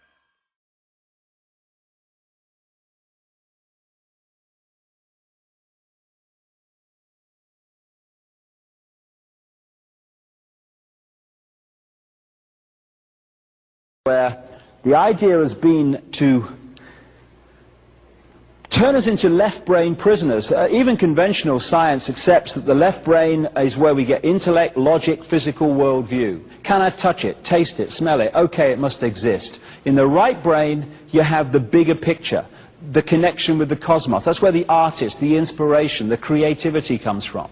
And if you look at the institutions of education, of science, and all these different areas of information, the media too, they're pumping information of a left brain variety and suppressing this. So you get a situation where what we call education works like this. Information is pumped into the left brain, most of it completely rubbish. And what people are asked to do, students are asked to do, is to hold that information there, and then when they get an exam paper in front of them, to regurgitate that onto the paper. If they remember it and put it there well enough, and repeat what they've been told, they pass the exam and progress. If they take that information in the left brain, transfer it to the right and start filtering it and questioning it, and saying, well, does it make sense, what do I think about this, and then tell the exam paper, oh, actually it's a piece of shit, this stuff, then they don't pass the exam, and they don't progress. The education system is completely built to create left-brain prisoners who are basically sponges of the official version of life. And if you're a scientist, for instance, you go through that, and then you go to your speciality in science, and you get more left-brain information. Same with doctors and all these professions. They're left-brain prisoners who cannot conceive so much of what I've been talking about here. On more and more people. You know, I look at people who have started to look at this in a different way, and I think, God, 2 years ago I'd have said, you, no chance, but that they have. And we're going to be shocked in the years to come, the next few years, at the people that are going to, the waters are going to break, and they're going to open their awareness to a very, very different perception of themselves, being targeted more than ever before to suppress this potential they have to start to awaken to much higher levels of awareness much earlier in life than they are, you know, those of us who came in a few decades ago. It's all systematic, it's all coldly calculated, but there's a thing here. Nothing can overwhelm consciousness in awareness of itself. And there are, one of the great things is to go around the world and meet young people who in recent times have been through this trash of a system designed to put them to sleep, to distort their sense of reality, to distort the balance of their mental, emotional, and physical, what we call physical state. And yet, there they are, awake, got it. And so the system is whistling in the dark, trying desperately to hold on to its epoch of control, an epoch that's dying as we look at it. So it can make things more difficult. You can't stop what's coming. It can't. Yeah, I suppose the way is to make the parents more aware of what they give their kids to eat, get them to dedicate part of their day to leisure, to relaxation. We're finding these kids coming out of school like robots. In Spain, they come out quite late. At 5 o'clock is the time. What time do they start? They start at 9. You are joking. Yeah, 5 o'clock. And then if they do extracurricular activities, like my own daughter, they're coming out of school at 6:30, and then they get home and they're expected to sit behind a table under artificial light and do homework for hours and hours. I have said all my life, the first sane... Because they're imprisoned in the intellect. If we can just balance those two sides of the brain, the intellect and the spirit, the mind and the heart, then suddenly we're transformed in terms of our perception of ourselves. Well, this is a symbol that kind of encapsulates, I think, how we are disconnected from who we really are, and the process that so many people are going through now to remove that division so we can reconnect. What you're looking at there symbolically is I call it lower vibrational emotional range. It's the range of frequency that resonates the energy within us to fear, to guilt, to resentment, to lack of self-esteem. And the more that we are manipulated to feel those things, and the more we manipulate each other to feel those things, the more what I call that cesspit vibration of low vibrational emotion gets more and more full and more difficult to get through, and therefore out to the multidimensional state that we can get into as we reconnect with the ocean, with the cosmos. And this is why when people start on this spiritual journey, my goodness me, I was there myself, over the last 10 years or so, the reason that they start to realize when they start to walk the journey that all hell breaks loose in their life, that structures break down in their life, and they think, crikey, if this is spiritual. I remember me, when I started on this route, my life broke down in so many ways. I thought, if this is spirituality, you can stuff it. I don't want to know. But why is this happening? Why does this happen to people? Because, as I mentioned earlier, when you put out your intent, this is what I want to achieve, that intent energy will always draw towards us what we need to achieve that intent. Let me tell you why you're here. You're here because you know something. What you know you can't explain, but you feel it. You felt it your entire life, that there's something wrong with the world. You don't know what it is, but it's there, like a splinter in your mind, driving you.